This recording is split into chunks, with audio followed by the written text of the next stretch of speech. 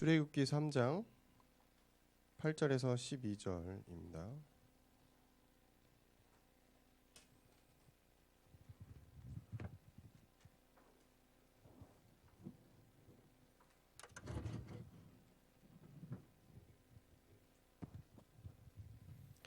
출애굽기 3장 8절에서 12절을 교독하겠습니다. 제가 먼저 읽겠습니다. 내가 내려가서 그들을 애굽인의 손에서 건져내고 그들을 그 땅에서 인도하여 아름답고 광대한 땅, 젖과 꿀이 흐르는 땅, 곧 가나안 족속, 헷 족속, 아모리 족속, 브리스 족속, 히위 족속, 여부수 족속의 지방에 데려가려 하노라.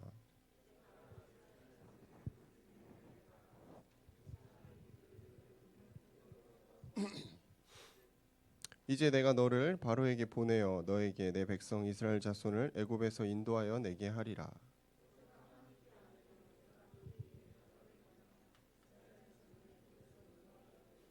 같이 읽겠습니다.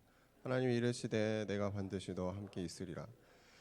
그 백성을 애굽에서 인도하여 낸 후에 너희가 이 산에서 하나님을 섬기리니 이것이 내가 너를 보낸 증거니라. 아멘. 제 거 마이크 제하고 다 뮤트를 시켜주. 특히 드럼 쪽인 것 같은데 소리 나는. 베이스 앰프 켜졌어?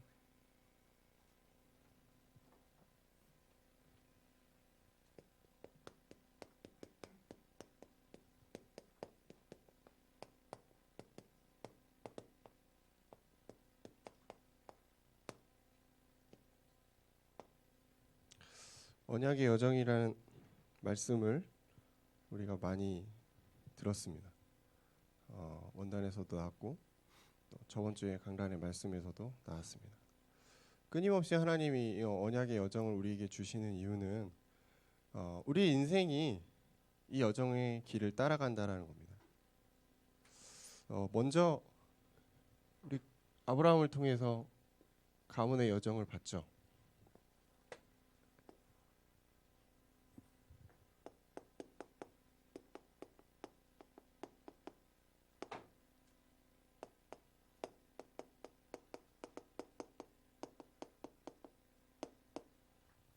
창세기 12장 1절에서 3절의 내용에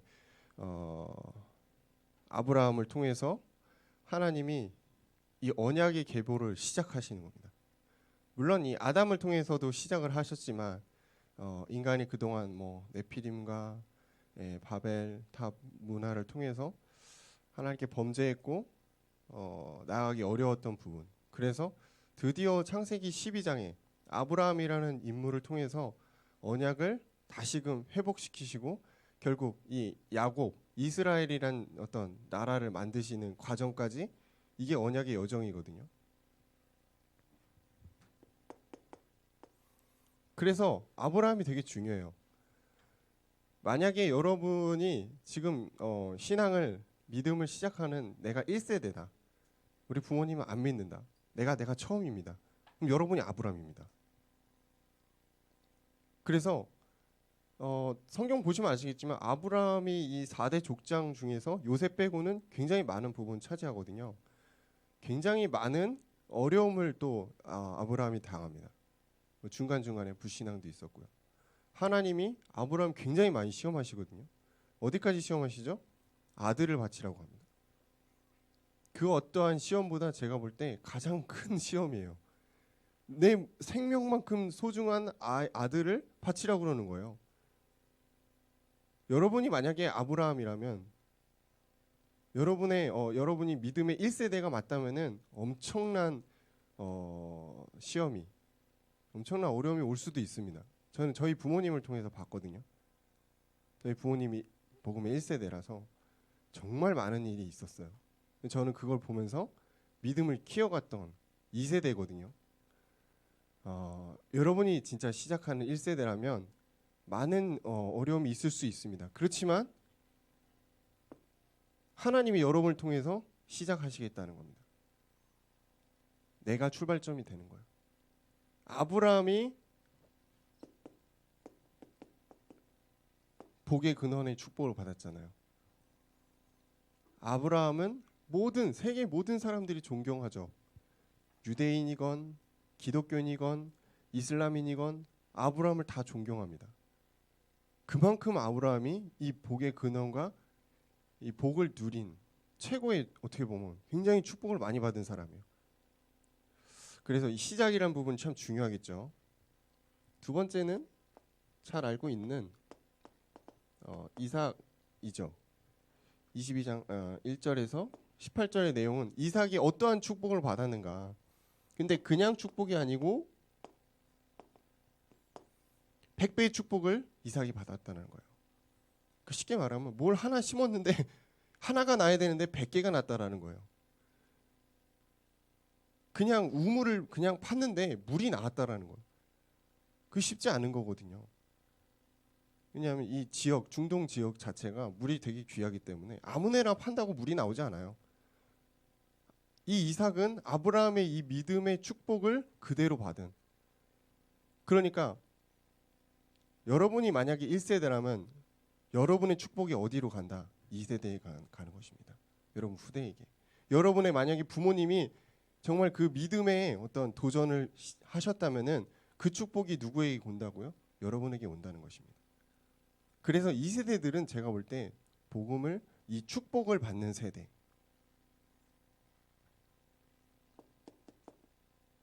이삭이 잘한 거 제가 볼 땐 이 예배라는 부분이에요. 물론 아브라함도 예배 아주 철저했습니다. 근데 그 아브라함의 예배를 이삭이 보고서 잘 누렸어요. 이 예배의 중요성을 이삭이 알았다라는 거. 그리고 이삭의 이 언약이 야곱에게 넘어가죠. 28장 10절에서 15절의 내용을 보면은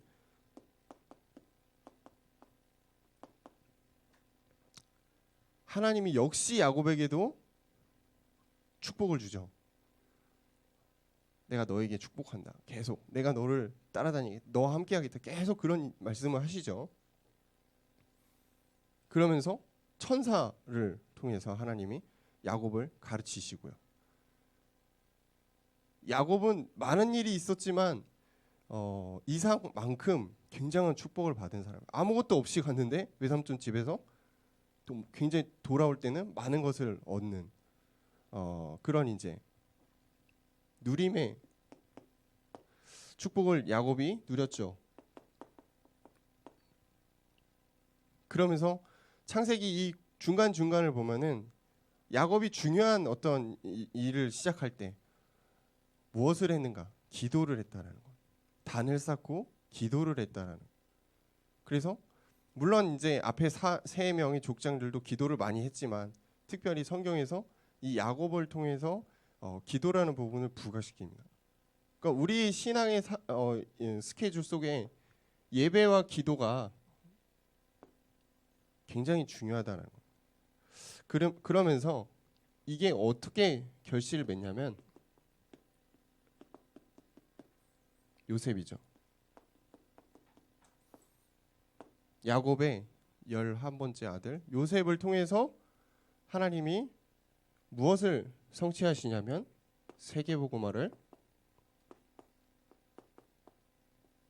성취하십니다. 단순히 내가 복음을 받고 내가 예배를 통해서 나의 삶을 어떻게 보면 축복을 받고 누리고 여기서 끝나는 게 아니고 이 나의 복음이 온 전 세계로 우리로 따지면 237을 향해서 나아가는 것. 이게 하나님이 가장 원하시는 거겠죠. 결국 이 아브라함의 가문은 이런 여정을 갔다는 거예요. 아브라함의 가문이 갔던 여정의 방향은 딱 한 가지입니다. 가나안입니다. 메시아가 오실 땅. 여러분이 나중에 가정을 이뤘을 때 우리 가정은 어떠한 목표와 방향을 가지고 나아갈 것인가? 복음을 누리는 가정. 복음으로 행복한 가정.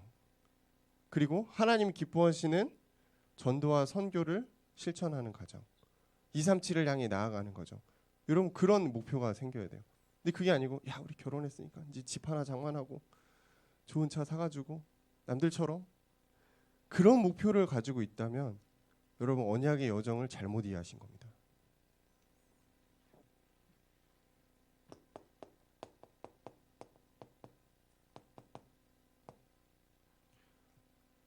우리가 언약의 여정을 가는데 배경이 당연히 있어야겠죠. 나의 배경입니다.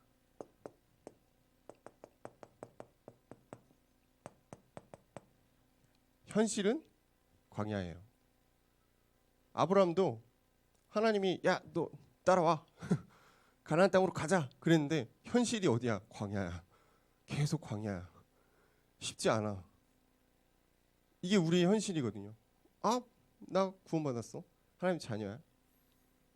뭔가 다 잘 될 것 같았는데 이런 시작하자마자 암초와 고난과 두려움과 내 인생 자체가 광야야. 와, 그게 현실이에요. 맞죠? 리얼이죠. 그게 리얼입니다. 하나님이 없으면 광야는 저주예요. 하나님이 없는 여러분의 인생은 밑바닥입니다. 근데 하나님이 함께하는 광야는 거기가 하늘 나라예요. 이스라엘 백성이 광야로 끌려 나왔을 때 원망하고 불평했습니다. 왜냐? 하나님이 안 보이거든. 하나님이 물론 많은 걸 했지만 지금 광야에서 우리에게 뭘 해줄 거냐? 근데 이스라엘 백성이 굶어 죽었나요? 아니요. 정말 신기하죠? 그 뜨거운 광야에 구름 기둥으로, 밤에는 추우니까 불 기둥으로, 배고프니까 먹을 거 없으니까 만나와 메추라기. 희한하죠? 왜 그 타임에 불 기둥과 구름 기둥, 왜 그 타임에 이스라엘 백성을 따라다닌 겁니까? 그게 광야의 축복입니다. 우리가 현실을 보면은 막막하잖아요. 현실을 보면 안 되는 것 같거든요. 근데 하나님이 여러분과 함께 하시는 여러분의 현장을 보시면 광야가 축복입니다.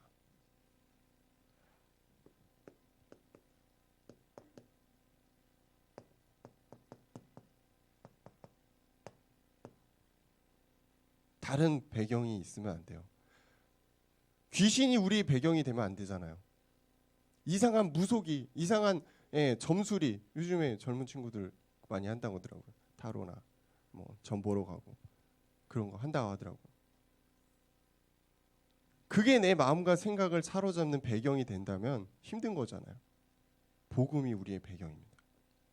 예수 그리스도.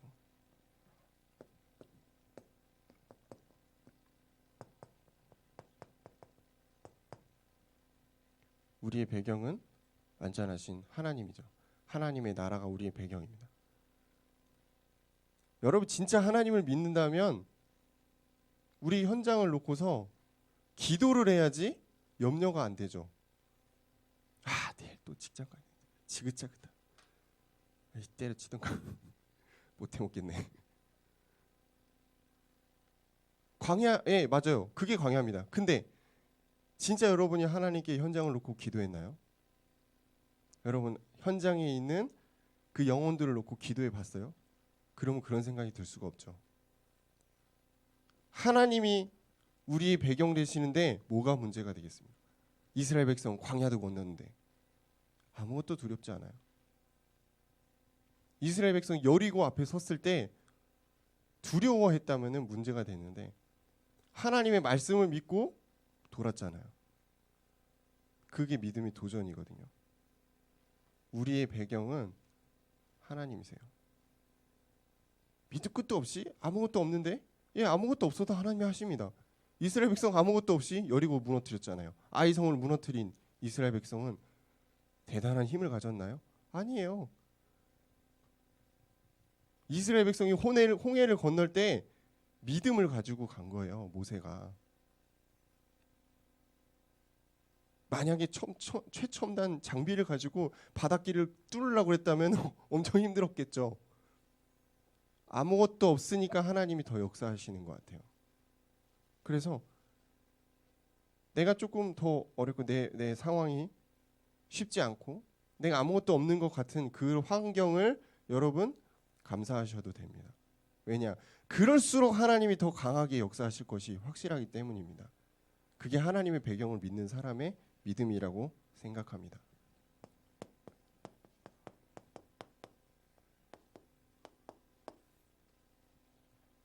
우리는 방법을 따지거든요. 어떻게 해야 되나? 방법 없는 쪽으로 자꾸 뭔가를 해결하려고 그래요.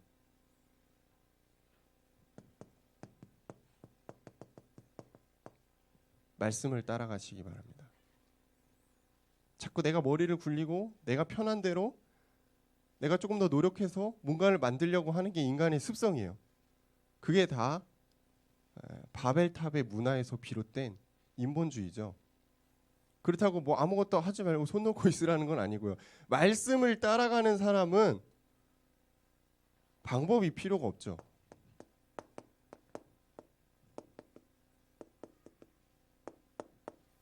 우리 인생의 빛 되시고 생명 되신 그분의 음성을 따라가는 겁니다.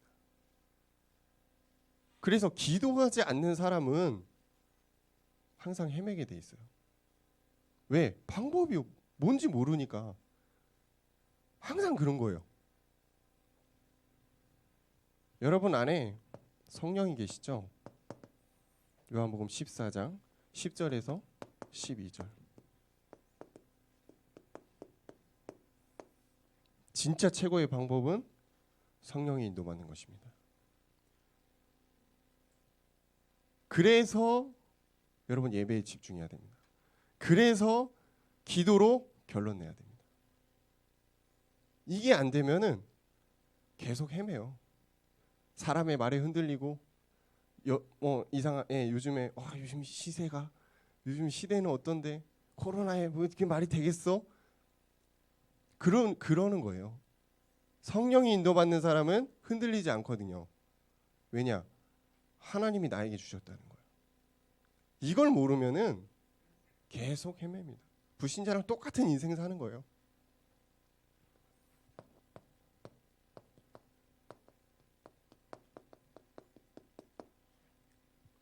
방법이 사실은 있을 수가 없죠. 하나님의 뜻이 방법이에요. 하나님이 당신의 시간에 당신의 뜻을 우리 인생 가운데 행하시는 것, 우리가 뭘 선택하는 게 아니거든요. 하나님의 뜻을 따라가고 하나님의 말씀을, 그게 진짜 방법이에요. 자꾸 많은 신앙인들이 어떻게 해야 됩니까? 라고 물어보는데 사실은 어떻게 해야 됩니까가 아니고 기도하시면 됩니다. 말씀 속에서 답을 찾는 게 맞아요. 누구도 인간은 답을 줄 수 없어요. 제가 가끔 이제 어떻게 보면 계층 이제 전체 이제 행사나 이런 것들을 하면서 목사님께 가끔 보고를 드리거든요. 김동 목사님께. 목사님 이런 어려움이 있습니다. 좀 약간 도와달라는 거죠. 교회 차원에서. 그러면은 되게 물론 이제 도와주실 수도 있지만 복잡한 내용에 대해서는 되게 심플하게 대답해 주세요. 기도해. 기도해. 아니 제가 그 대답 들으러 간 게 아닌데 기도해. 아니 기도는 계속 하고 있죠. 목사님 실제적으로 도와주셔야 되는데 기도해. 알고 있어. 기도해. 하나님이 하실 거야. 진짜 하나님이 하세요. 진짜 신기해요. 성령의 인도가 최고의 방법이구나. 그리고 어떻게 하나님이 역사하신다고요? 하나님의 뜻대로. 여러분 인생을 돌아보세요. 하나님의 뜻대로 여러분 인생이 지금 왔어요. 근데 뭘 자꾸 더하려고, 뭘 추가하려고 그러고, 뭘 더 좋은 걸 얻으려고 합니까?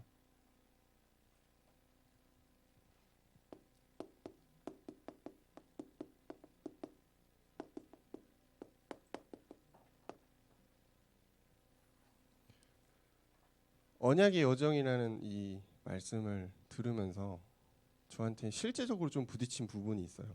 물론 유 목사님이 정리하신 부분인데, 그래 우리 청년들이 이런 그림은 그리고 가야겠다라는 생각이 들어서 말씀을 함께 나누겠습니다.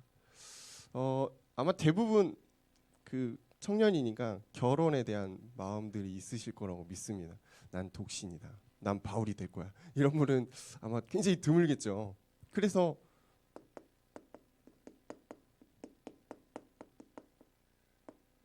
부부라는 부분을 가지고 우리가 배우자 놓고 기도를 많이 할 겁니다. 가정이죠. 이 가정을 시작할 때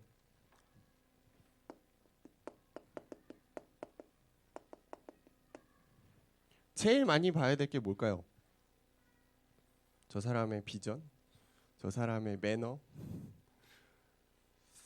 경제력, 뭐 그런 걸 수도 있습니다. 아, 외모. 근데 가장 먼저 봐야 될 것은 이 사람이 언약으로 나와 통하고 있는 겁니다. 그게 안 된다면은 여러분 살면서 진짜 많은 어려움이 있더라고요. 여러 가지 진짜 어려움이 있어요. 없는 분들도 간혹 있습니다만 대부분 제가 얘기 들어보면은 부딪힐 수밖에 없어요. 왜냐면 서로 다른 환경에서 자랐고 서로 다른 생각을 하고 거의 30년 넘게 살아왔는데 갑자기 둘이 같이 산다고 뭐가 이게 되겠어요? 부딪힐 수밖에 없습니다. 그건 당연한 건데 그 부딪힘을 우리가 겪었을 때 어떻게 풀을까요? 언약으로 서로 소통하면은 풀립니다. 근데 이 언약으로 소통이 한 명이라도 안 되면은 결국은 계속 인간적인 방법으로 가요. 서로 자존심을 내세우고. 그래서 언약이라는 부분이 배우자를 선택함에 있어 굉장히 저는 중요하다고 생각을 합니다. 정말 중요합니다. 자, 이 가정을 이뤘어요. 그러면은 뭐 요즘에 참 아이가 이제 태어나는 부분이 좀 어렵죠. 왜냐하면 이제 뭐죠? 이렇게 중간에 이제 그렇게 되기도 하고, 그러니까 아예 이제 그 임신 자체가 안 되는 경우들도 요즘에 너무 많거든요. 그렇지만 결국은 이제 하나님이 이 자녀를 우리에게 주신다라면은 태영아라는 부분을 우리가 준비해야겠죠. 그래서 청년부와 태영아는 사실 굉장히 밀접한 관계예요. 어떻게 보면 대학부보다 더 밀접해야 되는 게 태영아입니다. 왜냐하면 우리가 다음 나아가야 될 부분이 이 태영아, 우리의 자녀잖아요. 이 태영아는 누구의 언약을 따라갈까요? 부모의 언약을 따라갑니다. 요게벳이 모세를 양육할 때 하나님의 말씀으로 아마 양육을 했을 거예요. 그러니까 모세가 왕궁에서도 하나님을 알았단 말이에요.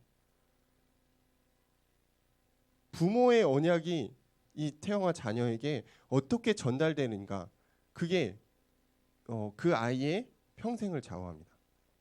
그래서 이 태영아라는 부분이 사실은 결혼을 준비하고 있는 청년들에게 굉장히 중요하다. 단순히 우리가 뭐 부부가 돼서 가정을 이루고 행복하게 살아야지 뭐 언제까지 그러겠어요.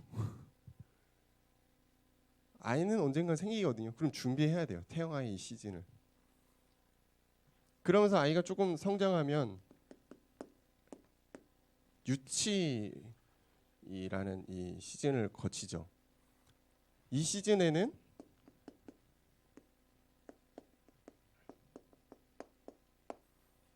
드디어 각인이라는 것들이 시작됩니다. 물론 태영아에서도 각인은 시작됩니다. 하지만 태영아는 자신이 이제 이렇게 계속 그냥 무의식 속에 이거를 담는 거고, 실제 유치부의 나이가 되면은 자기가 이제 인식을 하죠. 판단하고 자기의 뜻을 말할 수 있는 시기가 되죠. 그때부터는 각인입니다. 무엇이 들어가는가? 그래서 제가 제 아이에게 핸드폰을 잘 노출시키지 않는 이유, 저희 집에 TV가 없는 이유, TV 대신 책이 많은 이유, 각인. 하나님의 것이 들어가기 전에, 세상의 것이 들어가기 전에 하나님의 것으로 빨리 각인시키는 것. 어릴수록 그렇잖아요. 언어도 그렇잖아요. 어릴수록 언어를 빨리 습득하고 안 잊어버리거든요. 각인 전쟁. 이때부터 시작되는 것입니다. 근본의 언약. 저는 이게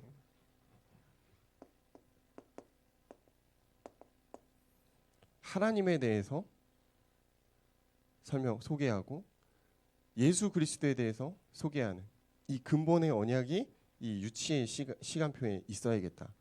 그러면은 아이들이 자라서 초등학생쯤 됩니다. 이때는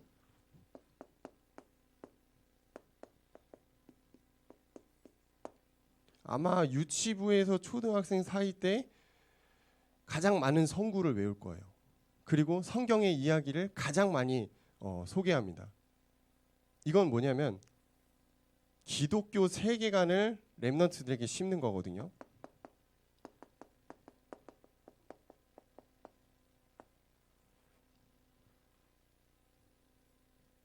이 세상이 하나님으로부터 비롯됐고 하나님의 말씀으로부터 움직이고 있고 우리 인생이 하나님으로 인해 돌아가고 있다라는 그 기독교 세계관입니다. 하나님이 주권자 되셔서 모든 것을 움직이고 있다라는 그 기독교 세계관을 이 초등 시절에 아이들에게 각인시키는 거예요. 유대인들이 이걸 진짜 잘하거든요.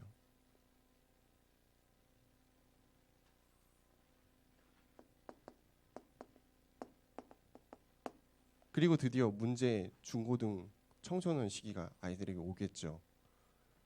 이때는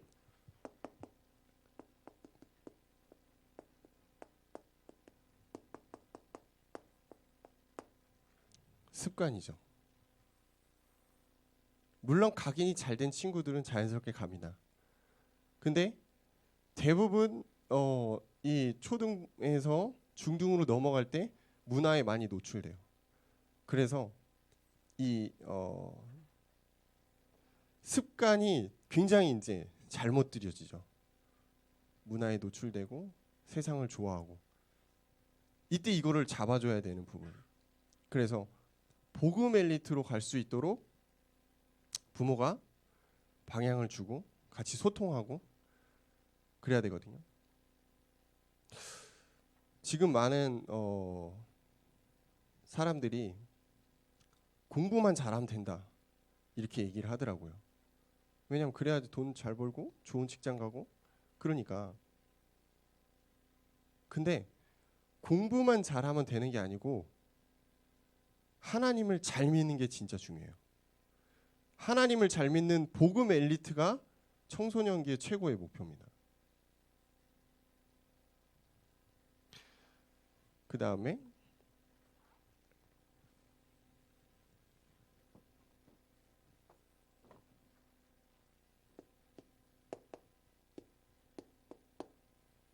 대학의 시간표가 오겠죠.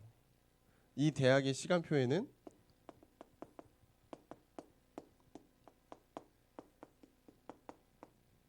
전문인의 그릇을 준비하는 겁니다. 그러니까 대학에 과가 있는 거예요. 많은 사람들이 대학의 간판을 보고 가고 점수에 맞춰가고 그러잖아요. 물론 이제 그 가운데서 또 자기의 전문성을 발휘할 수는 있겠습니다만 사실은 대학이라는 공간은 진짜 전문인을 만드는 곳이거든요. 전문인의 시작, 기초거든요. 그래서 진로라는 부분을 놓고 우리가 봤을 때 좋은 대학, 안정된 직장 이것보다 사실은 적성이 먼저가 돼야 되죠. 전문인의 그릇을 갖추는 대학의 시간표.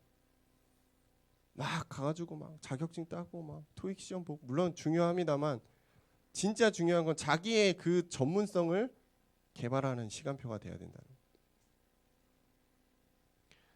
이제 청년이죠. 다시 청년이 여러분이 후대가 청년이 되겠죠. 또는 지금 여러분에게 적용이 될 것 같아요.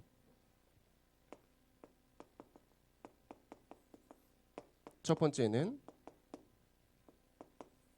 개인화입니다. 복음의 개인화. 내가 누군지 모르는데 뭘 하겠어요? 정체성이죠. 복음에 대해서 희미한데 여러분 현장에서 뭘 하겠습니까? 개인화입니다. 또 개인화에는 자활이라는 단어도 숨겨져 있어요. 스스로. 청년인데 누가 시켜서 하는 게 아니고 스스로 내가 하나님 앞에 설 수 있고 스스로 내가 하나님께 예배할 수 있고 스스로 내가 하나님께 집중할 수 있는 개인화입니다. 그리고 진짜 전문화되는 것입니다. 대학의 시간표에 그냥 기초를 잡는 그게 아니고 진짜 전문인으로 가는 거예요. 여러분 먹고 살기 위해 여러분의 전문성을 개발하지 마세요. 그럴 필요는 없습니다. 이 전문화에는 하나님이 여러분에게 주신 비전과 관계가 있습니다. 도대체 하나님이 나를 통해 뭘 하려고 하시는가? 나의 기능을 통해서 하나님 나를 어떻게 사용하시는가? 이게 연관이 돼야 되지. 야, 이거 잘해가지고 내가 돈 많이 벌어가지고 영광 돌려야지. 그거는 진짜 이상한 생각입니다. 그럼 반대로 말하면 여러분, 하나님이 여러분에게 그런 전문성의 응답 안 주시면 영광 안 돌릴 겁니까? 그건 진짜 말도 안 되는 생각이에요. 축복을 주시니까 하나님 축복해 주세요. 저 축복 받아서 하나님께 영광 돌릴게요. 헌금 많이 할게요. 그거는 진짜 말도 안 되는 소리입니다. 여러분, 아무것도 없지만 하나님께 영광 돌릴 수 있고 하나님께 헌신할 수 있음을 감사하셔야 돼요. 그때 최고의 응답이 옵니다. 진짜예요. 부자들이 헌신하는 거 아니에요.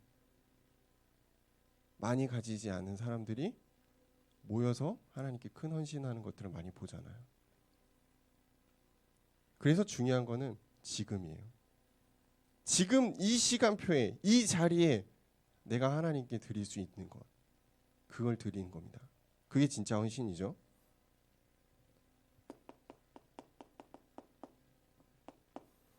결국은 세계화입니다.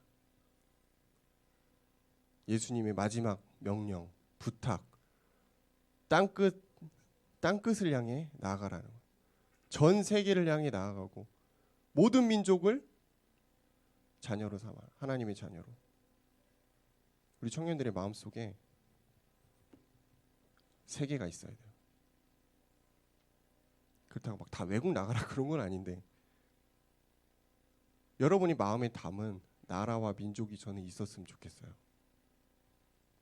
그게 우리 현장에서 작은 선교를 시작하는 방법인 것 같아요. 물론 이제 작년과 노년도 있습니다만 너무 많이 가면 좀 그러니까 일단 오늘은 청년까지만 언약의 여정입니다. 우리가 가야 될 시간표입니다. 하나님 반드시 여러분과 미래 여러분의 가정을 이렇게 응답하실 겁니다. 그렇죠. 아브라함에게 주셨던 그 응답이 우리에게도 와야 되겠죠. 그래서 성경은 존재하는 겁니다. 아브라함의 가문의 응답과 역사가 미래 여러분 가정에게, 여러분에게 있기를 주의 이름 축원합니다. 감사합니다, 주님.